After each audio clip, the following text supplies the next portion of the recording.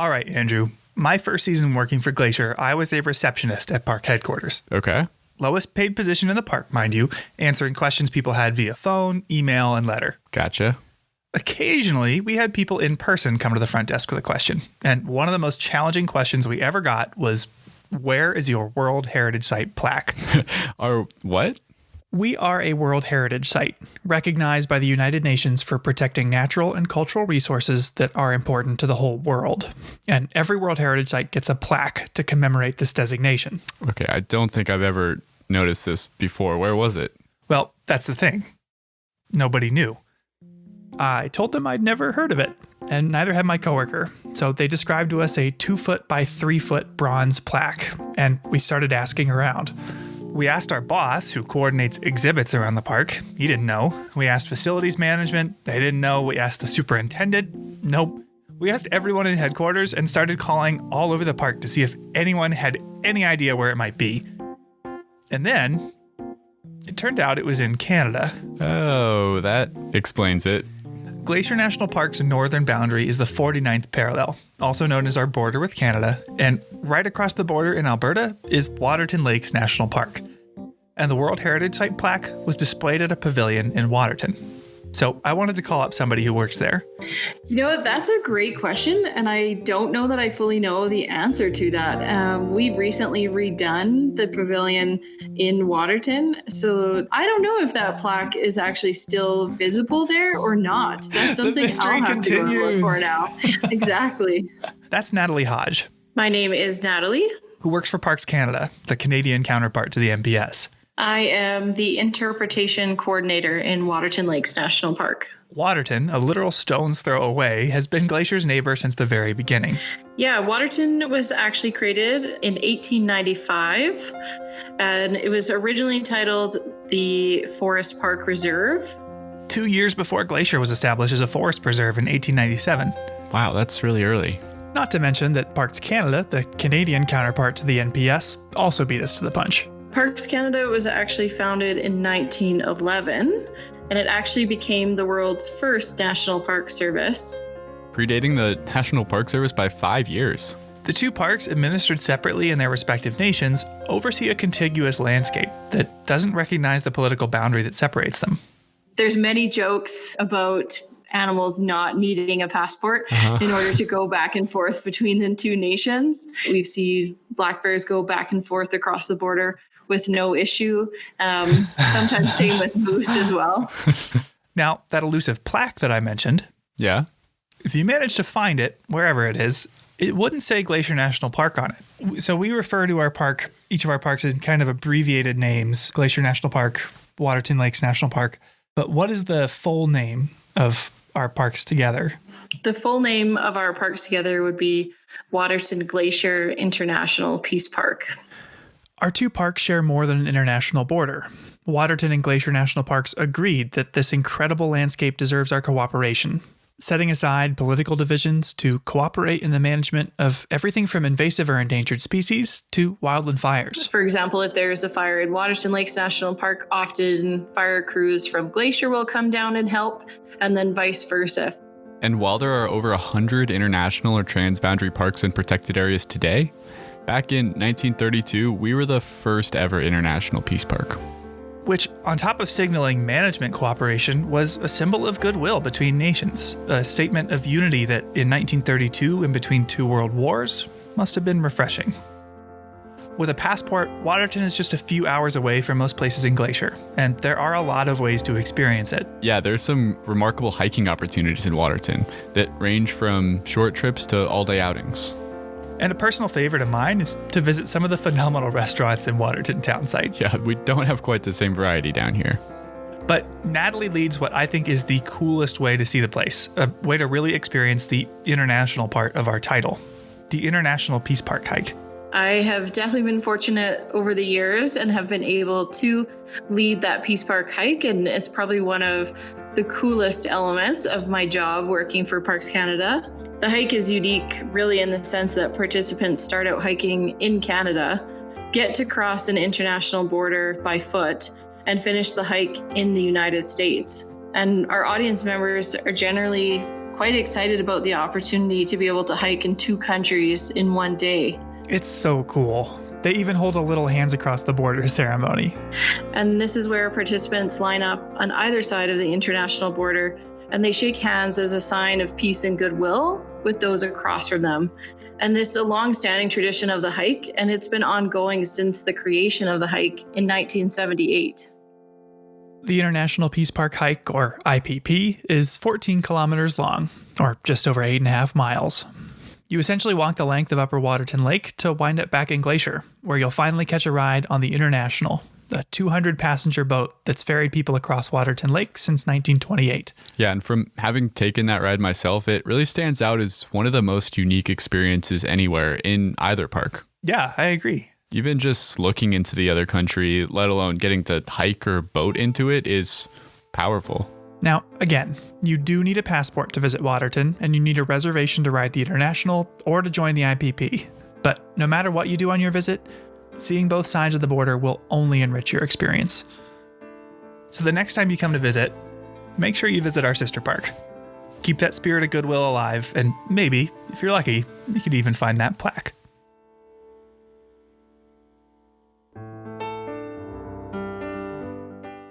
Welcome to Headwaters, a Glacier National Park podcast, brought to you by the Glacier National Park Conservancy and produced on the traditional lands of many Native American tribes, including the Blackfeet, Kootenai, Salish, and Gillespie people. We're calling this season The Confluence, as we look at the ways that nature, culture, the present, and the past all come together here. I'm Michael. I'm Andrew. And we're both rangers here.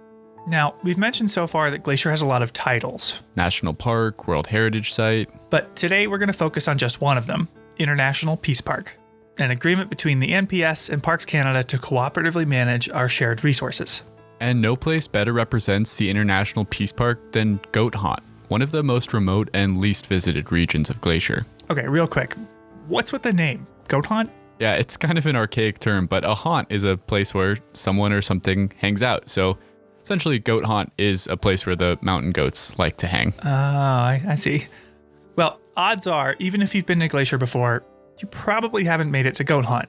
And for good reason. Yeah, there are no roads leading to it. And the shortest hike to get there is 22 miles. Shortest hike from the US, that is. So you could either backpack for a few days south of the border, or you can drive to Canada. Yeah, Goat Haunt sits at the southern tip of Upper Waterton Lake, one of the largest lakes in either park, which stretches across the border into both Canada and the US. Meaning Goat Haunt is just about 3 miles from the Canadian border. Yeah, so people overwhelmingly access Goat Haunt from Waterton Lakes National Park. Well, now I understand where the name comes from. Waterton Lake, Waterton Lakes. Okay, whatever. Yeah, so some people get there on foot, like on that International Peace Park hike, but most people arrive to Goat Haunt by boat. Including even the rangers that work there. Yeah, talk about a commute. So in this episode, we'll be looking at what it means to be an international peace park, how it happened in the first place, and how it has affected those that live and work here. All right, Andrew, where is our border with Canada? I think it's about 20, 30 miles north of here as the crow flies. Yeah, well, could you be even more specific? Where is the border? It lies on the 49th parallel. Yeah, exactly. The 49th parallel was first proposed as a border by the Hudson's Bay Trading Company in 1714, which is a story for another day, but it was ultimately adopted by the US and British governments, because at the time, Canada was still under British rule. Now, British and American teams surveyed the border in the 1860s, with brief interruptions for the Civil War, and monuments were erected that cemented a border nearly 4,000 miles long. But did you know that that survey was actually wrong? Wait, really? Yeah. The border was first surveyed when we still thought the Earth was a sphere, but it's actually an oblate spheroid. What? Essentially, it's a sphere that bulges at the equator due to rotation. All that to say, the original line doesn't perfectly follow the 49th parallel. Really? No, it's close, but it's not exact. Spheroid and all, it does transect present-day Waterton Lakes and Glacier National Parks. And visiting the border between the parks today, you'll notice the only thing separating the two countries is a swath of cleared trees, a 20-foot wide unvegetated line continuing into the horizon. And as far as this area is concerned, the most meaningful discussions of that symbolic boundary occurred not in the halls of Congress or Parliament, but on the trail and around the fire. Two of the earliest proponents of a jointly managed park were John Kootenai Brown and Albert Death on the Trail Reynolds. Big fans of nicknames. Yeah, Brown was the first superintendent of Waterton Lakes National Park. And Reynolds was the first ranger stationed in the present-day Goat Hunt area. Yeah, and it was these two that hatched the idea that two parks in two countries could be managed together. And the story of their friendship is an origin story of the Peace Park itself. We actually know an awful lot about John Kootenai Brown. He was raised by his grandmother in Ireland during the Great Famine and led a colorful life after leaving home. He joined the Royal Militia in 1858, but never saw combat. In search of excitement, he chased a fortune in the gold fields of British Columbia, working as a prospector, constable, trapper, guide, mail carrier, swamper. Swamper? What the heck is that? Yeah, it's someone who steers canal boats. 50 years later, he had garnered a reputation for knowing the region as well as anyone, which led to his appointment in 1910 as the first supervisory forest ranger of Kootenai Lakes Forest Reserve, which is now our northern neighbor, Waterton Lakes National Park. At age 70, he earned $75 a month to manage the whole area. Wait, only $75? That's like the highest ranking position in the whole park. Yeah, it's about $2,000 in today's money. Oh, all right. Now, much less is known about Albert Death on the Trail Reynolds. Born in Wisconsin in 1847, he and his wife moved to Montana's Flathead Valley in 1871 so he could work at a lumber mill. And to escape the nervous strain of work, 30 years later, he retired from being the supervisor at the lumber mill to become a ranger at the then Flathead Forest Preserve. When that preserve was converted to Glacier National Park in 1910, he was stationed on the southern end of Upper Waterton Lake. And while there have been biographies written of Brown, most of what we know about Reynolds we learned from his diary. Take this entry from 1912 where he's looking for poachers. Found where some hunters had camped and hauled down a sheep or deer from the mountains. But it was in Canada, about 6 miles from the boundary line. Which had been brought to life here by the voice talent of Ranger Bob Adams. Reynolds lived in one of the most undeveloped and least visited areas of the park, often with only wildlife as company. Friday, October 25, 1912.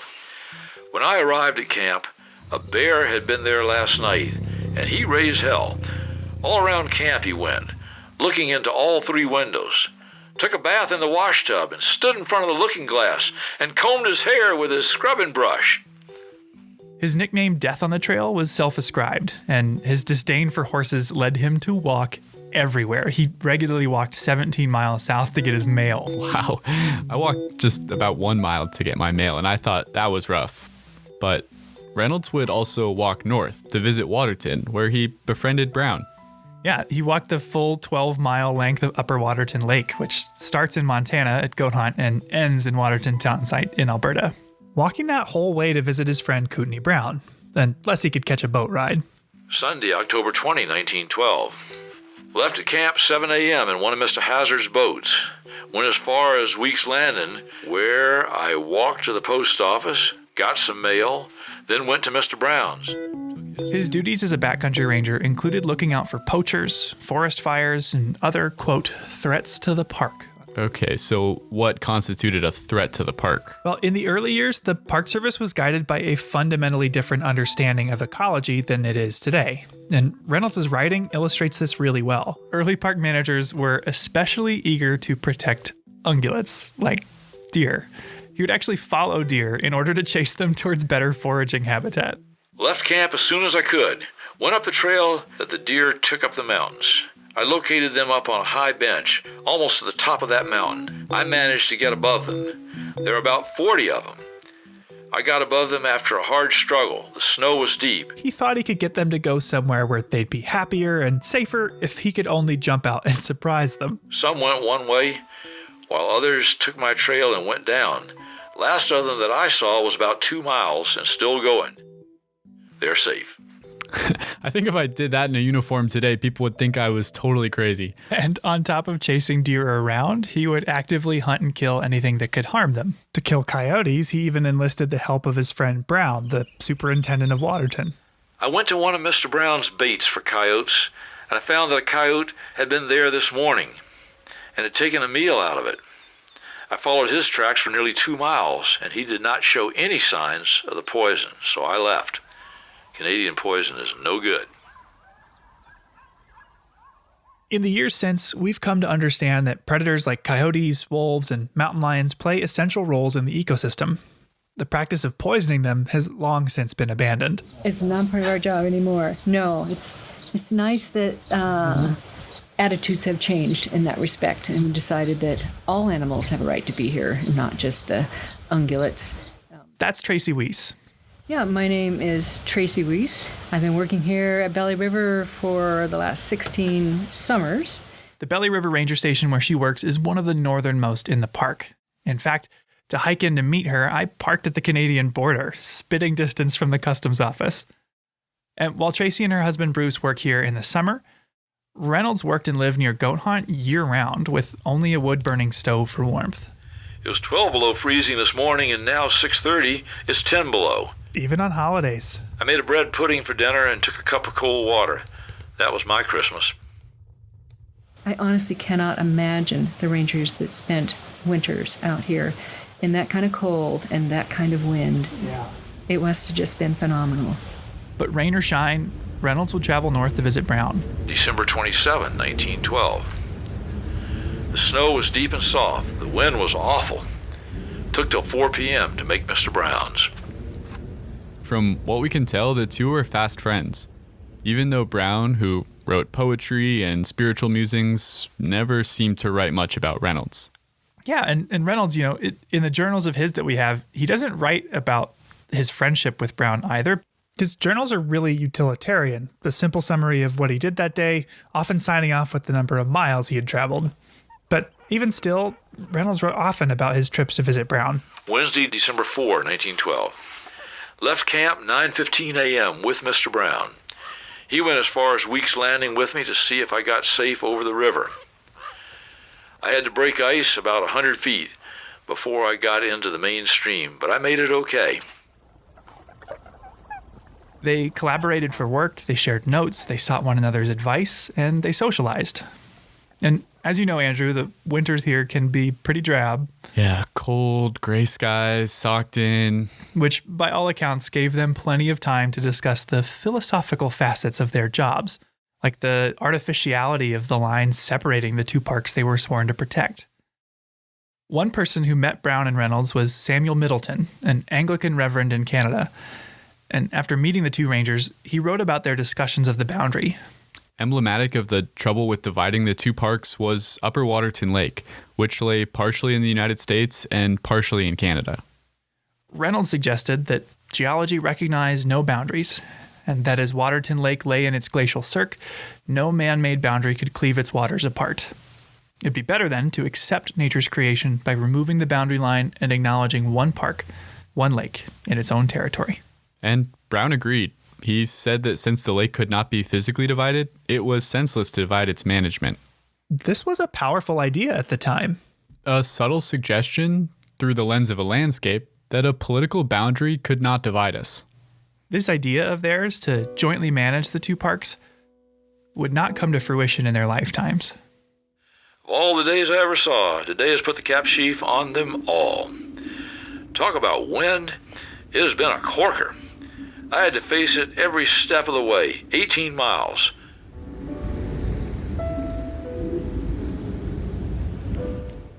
"9 p.m., fearful storm raging. Don't know where from and can't open the door to look out. Snow drifts all through the house."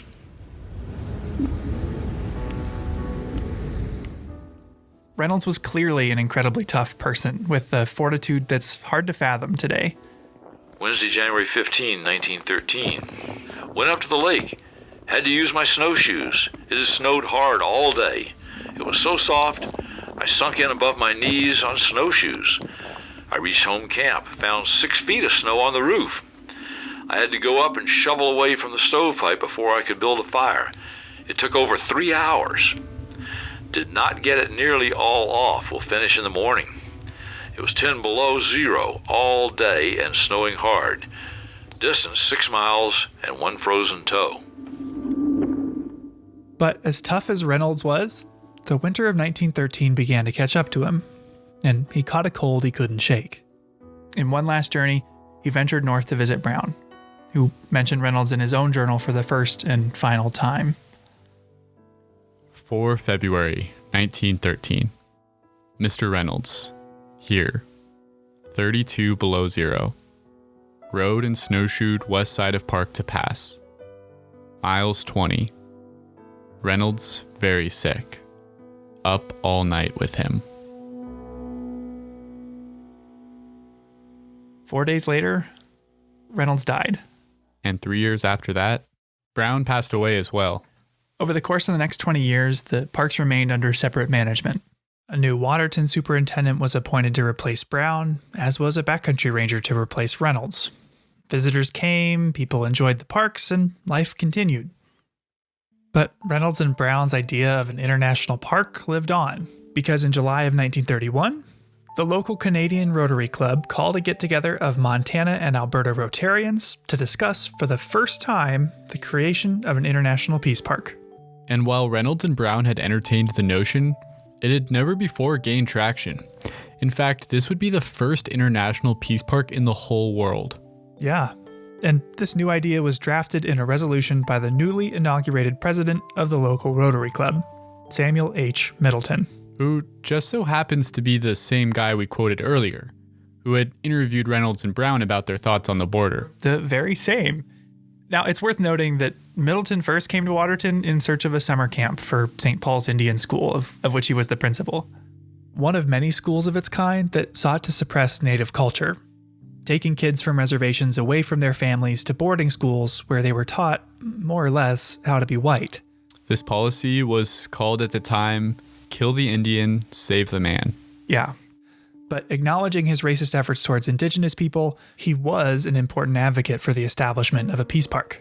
A bill establishing the peace park passed the U.S. Congress in December, and it was echoed by the Canadian government the following year. The details of this new designation were not clear-cut, leaving park managers to decide how they would jointly oversee the two parks. Parks that have evolved a great deal in the years since.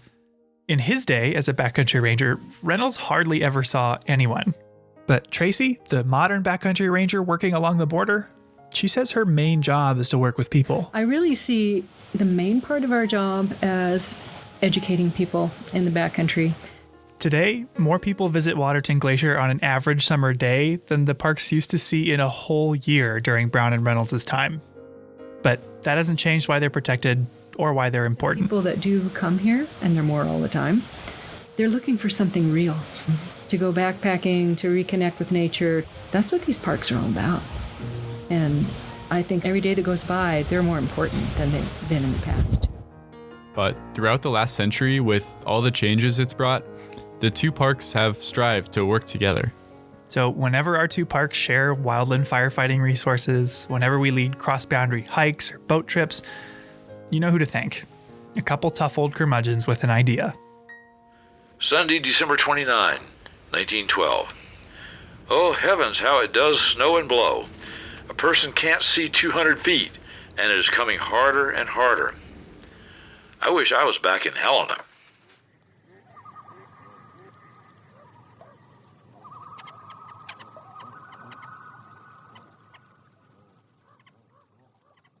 So, Michael, we've been talking about the International Peace Park today. What does Waterton Glacier International Peace Park mean to you? Selfishly, it makes for a pretty awesome place to work. You know, I've got to hang out with a lot more Canadians than I ever did. And the coolest visitor center around here is the Alberta Visitor Center. I feel like Wilson from Home Improvement, like peering over the fence at my neighbors, because from a lot of trails in the park, you could actually see Canada. So I think it's pretty unique to be part of that symbol of cooperation as an employee and as a visitor. I totally agree. It's pretty cool when you think about, the ecosystem here, the plants, the animals, even the rivers and lakes. They don't know where the border is. They don't care where the border is. They're just interacting with each other in the way they always have. And to think that we can overcome the challenges of the border to manage this place jointly and to take care of this ecosystem, as a whole instead of as two separate parts that are divided, just by a line on a map is a pretty special thing, I think. Yeah, two countries, two parks kind of choosing to work around or to work through a political boundary for the joint management of a place like this is neat. Yeah, and on that note, I think we should move into our next story about how scientists from two different countries came together across the border to study some important animals that spend time on both sides of the international boundary. Yeah, but always look back Look in back there. in there. Yeah. And you're good at recognizing ducks. So It's here 7 is a.m., where the beaver and Lisa hunt Bate started. is thinking about ducks. And I would, every year, the weather channelizes things differently. But usually this is really deep on me, the path, go through. Are they talking about walking through that water? Yeah, duck science, as it turns out, involves a Yeah. lot of water. So I don't think you're going to be able to do that for safety reasons. So then you just exit and come out. Today we're doing a brood survey, where we'll review the river to see if any of the female harlequin ducks there have new chicks with And them. then, Becca, since you're going to have to wait for a while, what you could do is just walk up the boardwalk and look for ducks on Avalanche Creek, and then when you're finished, come back down here. Lisa Bate is a wildlife biologist here in Glacier National Park, and one of her projects is to study the park's harlequin ducks. Observing these birds takes a lot of eyes, so Lisa enlists a ton of volunteers to help her collect that data. It's a pretty fun project to be involved with, and as it so happened, all of us in the podcast somewhat independently got involved with it. This year, Michael and I and producers Daniel and Alex have all gone out with Lisa to study the ducks. Michael even ended up pretty wet from his experience.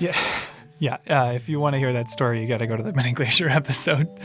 Before we get into the study I did that morning, there's a few things you need to know about harlequin ducks. First, the name. Harlequin ducks are named for the male's breeding plumage, which resembles the makeup of a harlequin, a jester-like character popular in early modern European theater. And harlequin ducks are migratory birds, but unlike most migratory birds, They don't migrate north-south when the breeding season arrives. Instead, because they're sea ducks, they actually migrate east-west. but just because these birds migrate east-west doesn't mean they're not international. How so? I know a bird that migrates north-south, like a robin, will spend time in Canada, the US, and Mexico, but if you migrate straight west of here, you'll just hit ocean, not Canada. Yeah, it turns out the migration path isn't quite straight west. Check out this map of one duck Lisa tracked. Oh, wow. Spent part of the year in Washington, part in British Columbia, part in Glacier, and part in Waterton Lakes National Park. The next thing you need to know is that these birds love whitewater. They feel right at home in crashing surf and fast-running creeks, and that's part of the reason why they're so hard to study. And the last thing you need to know is that harlequin ducks are very loyal. Extremely loyal. As far as we know, the females only nest on the streams where they were born, their natal streams.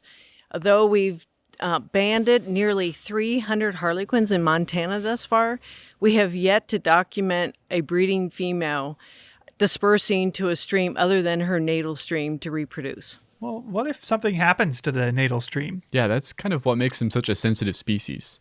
They seem to not be able to just find a new home. I think this is one of the leading reasons that harlequins are a species of concern. Their range has shrunk. We used to have harlequins in Colorado and many streams in Idaho and Montana, and we no longer have for a variety of reasons. And right now, I think it's highly unlikely that those streams would ever be repopulated unless we can document that females will disperse to other streams. It's not just streams they're loyal to. I asked Lisa if the ducks are loyal to a particular mate as well. Oh, if you asked me that question at the beginning of this study, I would say very loyal. The first 3 years of this study, we just saw incredible, I think 100% mate fidelity. Since then, we have seen some so-called divorces, but I'm working on a paper with some Canadian biologists, and they just documented a female with a certain mate 1 year, the next 2 years with a different mate, and then in the 4th year, she returned to that original mate. So we know that sometimes things happen, we don't know why. And if a duck's mate dies, We've documented times when the female died, and the males have already migrated back to the coast, but the following years, those single males will come back here looking for those females. And we've seen 3, possibly 4 males return looking for their females. I assume that's what they're doing. And we have one male who I know now has returned 3 years in a row, always single, never with another female, and never with the original female. And we just assume that that female has died. I can picture the Hallmark movie now. Lonely duck wintering on the coast and spending the summer searching the Rocky Mountains for his missing mate, looking for a love he'll never find. And Lisa told me that there's about 33% more males than females on the wintering grounds. So these single males are pretty unlikely to find a new mate. At the beginning of her research, Lisa didn't really know how many ducks there were here. When I first started this project, I thought maybe there were 40 pairs of harlequins throughout the whole park. And you can't tell because they look identical. It wasn't until we started putting colored bands on them that we realized that we had more ducks just on Upper McDonald Creek drainage alone than we realized. So to tell individuals apart, you've got to catch them and put a unique band on their leg. Biologists have developed lots of ways to safely catch birds, but none of them could really account for the challenges of dealing with a bird whose preferred habitat is whitewater. In the spring, when both males and females are in Glacier, the water on the creeks here is dangerously high and fast. Wading out into a raging creek to try to catch a duck was potentially deadly, so for a long time, we knew very little about these birds. But it's not just raging waters that Lisa has to deal with. There's some years that we're walking over like 40-foot deep avalanche drifts still. So there were lots of challenges, but there was a lot of pressure to understand these birds better because they seemed to be disappearing. Biologists throughout the western half of their range have all documented a decline or a shift in distribution. But today, when I joined Lisa, we weren't catching any ducks. We were just counting them. We broke into teams to comb every foot of the creek and observe if any of the hens had chicks. If we found any chicks, then later in the summer they could be caught and get a band before they migrated back west. But this wasn't just walking down a trail. To stay along the stream was a lot of bushwhacking. Yeah, and it gets really bushwhacky when the water's high. And at some point we're going to just start walking in the creek because it'll be a lot easier than bushwhacking. Okay. Because the bushwhack is like through hawthorn and real fun stuff like that. And eventually we just went right into the water. We walked in the creek through water that was above my knees. Well, did you find any ducks? We did. Lisa and I saw 7 harlequin ducks that day. And we were able to collect data on other birds as well. We saw some American dippers and spotted sandpipers. The sandpipers had just had little babies, and they were about the size of a piece of popcorn. They were so tiny and fuzzy. Popped popcorn, though. Popped yes? popcorn, Okay. yeah. So we actually ended up seeing a lot more pipers and dippers than harlequins.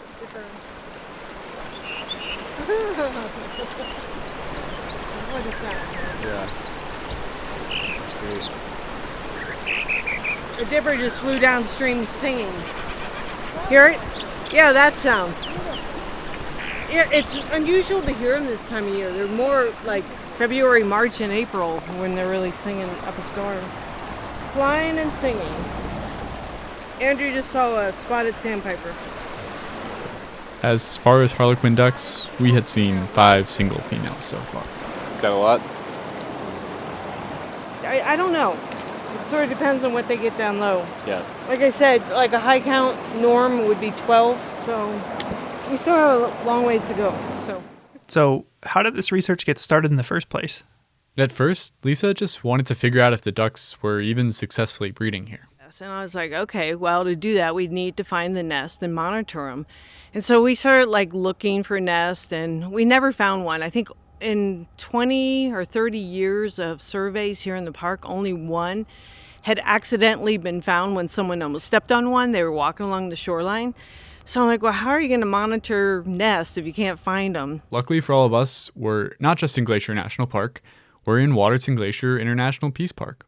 Waterton Lakes National Park and Glacier National Park, every year we have Science and History Day, and we A full-day science conference where experts from both sides of the border present what they've been working on. here. In my first year as a biologist here, I met Cindy Smith. She's the retired conservation biologist in Waterton Lakes, And I knew that she had done research on harlequin ducks in Banff National Park. So I was lucky enough to meet her and introduce myself. And I was like, hey, I'm thinking of doing some research on harlequin ducks and trying to find their nest. I said, we just aren't having any luck. I was like, how did you do it? And she's like, telemetry. You have to put radios on them. And she was totally right, because when we first started trying to find their nest, even with radios on, I mean, I think it'd be a 1 in a billion chance trying to find those nests because they're so cryptic, they're so hidden. And some of them literally were like 2.5 miles up off of another drainage and on a cliff and a burned habitat. I mean, But to put radios on them, first you have to catch them. So Lisa and Cindy, an American and a Canadian biologist working together, developed a mist net method of capturing harlequin ducks. So that must have been what I saw. Yeah, do you remember how it worked? Well, Gerard Bird, who joined us on the Grinnell Glacier hike in the Mini Glacier episode, and a friend of his paddled an inflatable kayak full of a couple people and a pole across the creek. The pole had a rope attached, so there was the near end and the far end, the one that stayed on shore and the one that went across the creek in the boat. And when the crew on the far side of the creek got out, they pulled the net taut. Oh, that makes sense. So no one had to be in the water. No, that you floated across, but you stood on either side and pulled it tight. And because harlequin ducks, unlike mallards that fly way up in the air, harlequin ducks fly down low, right over the water, so they go straight into the net. Okay, so what would you do if you caught one in the net? So the net is suspended on a cable that runs from one end to the other. And if they catch a duck in the net, the crew on the far side will twist their pole to close it, disconnect it from their side, and then the near side crew will pull the net all the way along the cable until the duck is in their hands.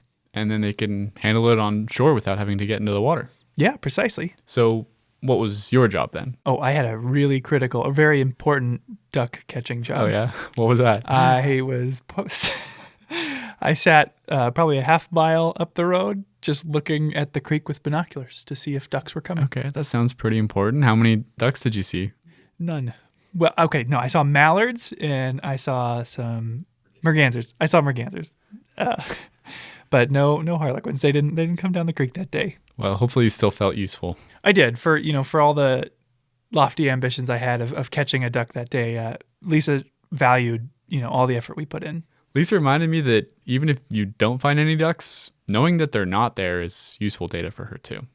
People get disappointed when we don't see many ducks or zero ducks, and I always remind people that 0 is a real number too. It's a sad number, but it's an important number. And even though you didn't see any ducks that day, this method has been incredibly successful here. We have not had any serious injuries to any people, and we have not had any injuries or mortalities to any of the birds. And we have probably captured 250 birds now. Do Lisa and Cindy still work together?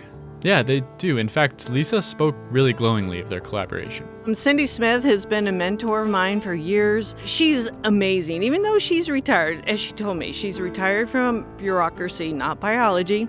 So I've worked with her on a number of publications, and she still mentors me on several projects.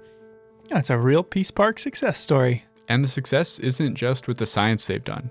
We're not just colleagues, she's become a very close friend. A friendship that's been able to thrive across the international border.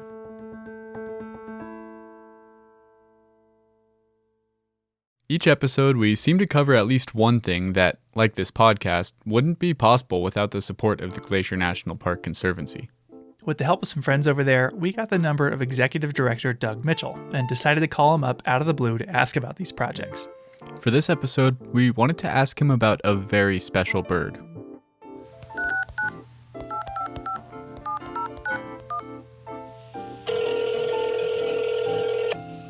Glacier Conservancy, Doug Mitchell speaking. Hey Doug, it's Michael and Andrew. Hey fellas, how we doing today? We are doing great, but we have a question for you. Are you much of a birder? I am not much of a birder, but I am anxious to learn. Okay, well, we've got a great little bit of audio trivia for you. We're going to play a bird call and want to see if you can guess who that call might belong to. Okay, I'm up for it. I'm ready. All right, here we go.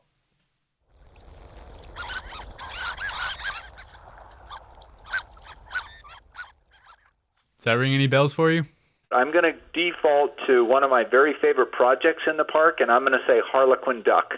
You got it. You nailed it. How do you know about Harlequin ducks? You know, I have come to know Harlequin ducks, to be honest, through my work here at the Conservancy. We actually got to see a few of them with Lisa Bate. Boy, count me jealous. I have not, to my knowledge, seen one. My wife has. She watched a mom Harlequin duck kind of teach her young to navigate the rapids there on McDonald Creek. It was, as she said, a really neat experience. Yeah, they're a very, very special, beautiful animal. So are you involved with Lisa's research at all? We've been very fortunate here at the Conservancy to be able to support Lisa's research in a number of areas, including with these Harlequin duck studies, and also trying to do some work repairing some of the trails. There are some social trails that can be disruptive on the McDonald Creek area. So we've been very, very fortunate to be able to be part of that process as it's been ongoing. That's pretty cool. It sounds like it might allow some more people to have an experience like your wife did when they visit the park. Yeah, I think that would be great, right? That's what we're all about at the Conservancy, is preserving the park for future generations to enjoy, and to be able to think about being able to protect this species and have people later on be able to enjoy that is really a special thing to be able to think about, right? That's work worth doing. Absolutely. Awesome. Well, thank you for taking some time out of your day, Doug. We'll talk to you later. All right, thanks, guys. Take care.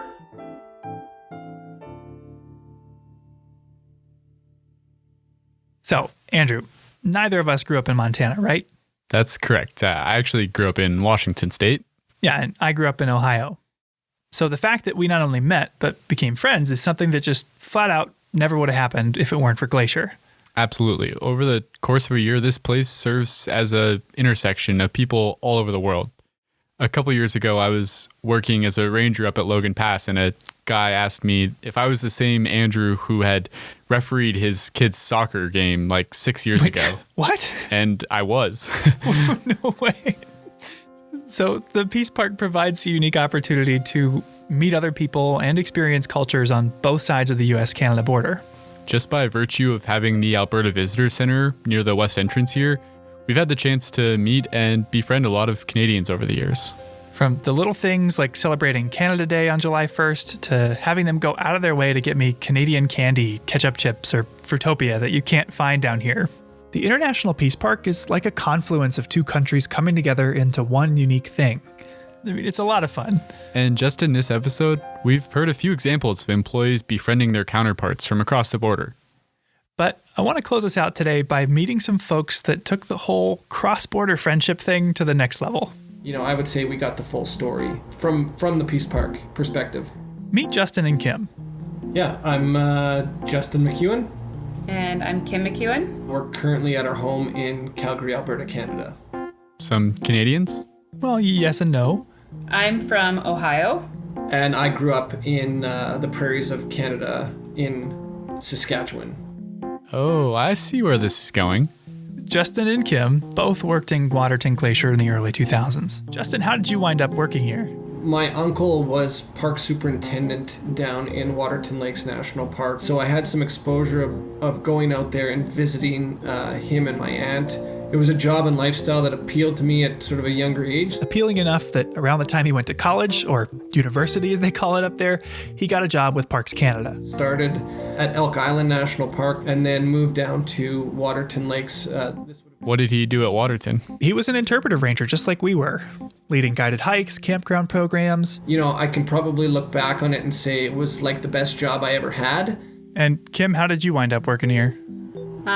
So my dad decided to come out and play park ranger from Ohio. I missed him and I came out to work for the boat company in 2003, the year before Justin and I met. What was the name of the boat that you captained? What is the name of the boat? The Morning Eagle is on Lake Josephine, and on Swift Current Lake is Chief Two Guns.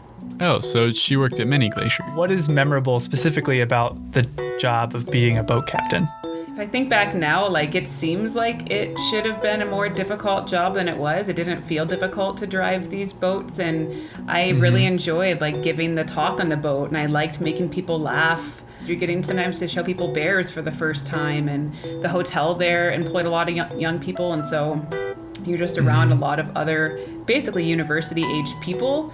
It's like summer camp for adults. I think they call it college down in the United States, dear.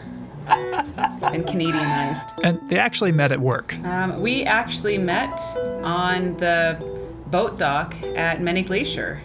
It was one of the other boat captains that was like, he's cute, you should go for a hike with him. Justin, a Parks Canada interpreter, was milling about in Many Glacier in the first place for his job. Yeah, so this would be part of a long-standing exchange within the Peace Park whereby a Parks Canada interpreter would go down to Glacier National Park and deliver a program every Friday evening, and then a counterpart, an interpretive ranger from Glacier National Park, would come up to Waterton to the Falls Theater to provide exposure to each other's parks within the International Peace Park.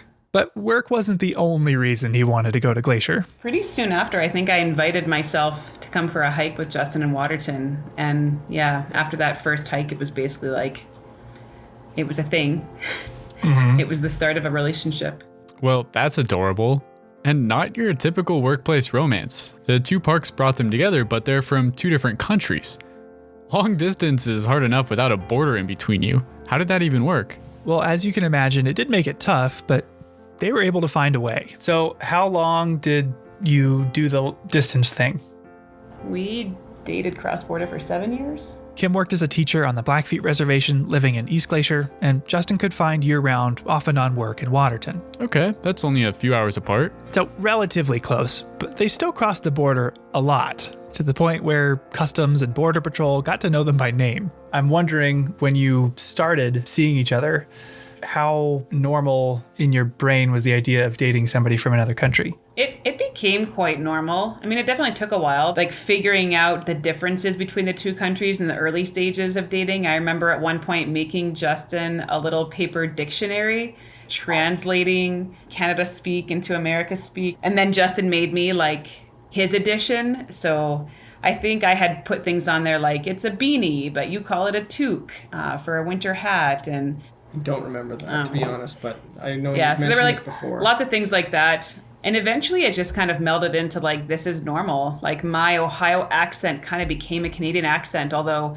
in Canada for a long time, they still thought I talked like an American, but my American family would like make fun of me when I came home because I was speaking like a Canadian. Yeah. So they made it work for years. But as time wore on, crossing the border to see one another grew more and more cumbersome. We sort of recognized the fact that we were dealing with an international border, and it was really cramping our relationship style. Yes. And one way to remedy that would be to put a ring on it. And plans were afoot. You know, I realized like I wanted to ask this girl to marry me. Somebody was kind of getting impatient at some point in time. They're not thinking it was actually going to happen. So we went out on a hike some evening, sort of on the shoulder of Galway Mountain in Waterton. So it's up the Red Rock Road, and sort of found this little offshoot. Had a great view of the valley. You know, asked Kim to marry me, and obviously she said yes. So they found a local justice of the peace that liked hiking, and they hiked up Avian Ridge in Waterton with a few friends and got married. We have that date. That's our proper wedding anniversary, and we have that date stamped on the inside of our rings. And yeah. The following year, they had a full-blown ceremony in Waterton with family coming from all over. Although it was September in Alberta, so the weather was a bit of an adjustment for some. My grandmother actually came from Florida, and the wedding was in the fall, and she like moved to Florida because she does not like the cold, and my uncle as well, so he kind of had brought her. And I know that he had to go to the drugstore in Pincher Creek that morning and buy her long johns that she could wear under her dress clothes because she was too cold in Canada. It was like 50 or 60 degrees. It was a nice day as far as we're concerned, right? And I, for one, learned a thing or two about Canadian weddings. Yeah? Like what? So they ask a family member or close friend to preside over the event instead of a DJ or MC. And they have something called midnight lunch, essentially a full-blown late-night snack. People eat at the reception, then they get up for dancing and drinks, and then a little while later, bam, poutine. Okay, that sounds really good. Yeah, but what Kim and Justin did the best, I think, was the dessert. We didn't have cake at our wedding. We had pie. We had like a variety of pies, but our wedding pie that we cut into was apple, Saskatoon, huckleberry, and it was apples to signify Ohio, and Saskatoon berries to signify Saskatchewan, and huckleberries to signify the Peace Park. And so that was the kind of pie that we cut into as like our ceremonial cake cutting. Oh, that's something else. Today, 16 years after they met at the boat dock in Many Glacier, Kim and Justin are raising a family together in Calgary. So not too far away. Right, close enough to visit. Now, we have spent a lot of time talking today about how the International Peace Park recognizes that the landscape we share knows no boundaries. But as this story shows, neither does love, friendship, or camaraderie. Waterton Glacier International Peace Park is an invitation to see ourselves in one another. A much needed reminder to see not our differences, but the things that we share. Justin and Kim lived this firsthand in a way more dramatic than most of us ever will. So I was curious, what does the designation International Peace Park mean to both of you? I think it is a place that you can sort of leave jurisdictions and politics behind to some degree or another and focus on this sort of contiguous landscape. I don't know, to me it means family, you know. If it wasn't for the International Peace Park, we wouldn't be a family. To see what the International Peace Park means to you? Well, you'll just have to come find out.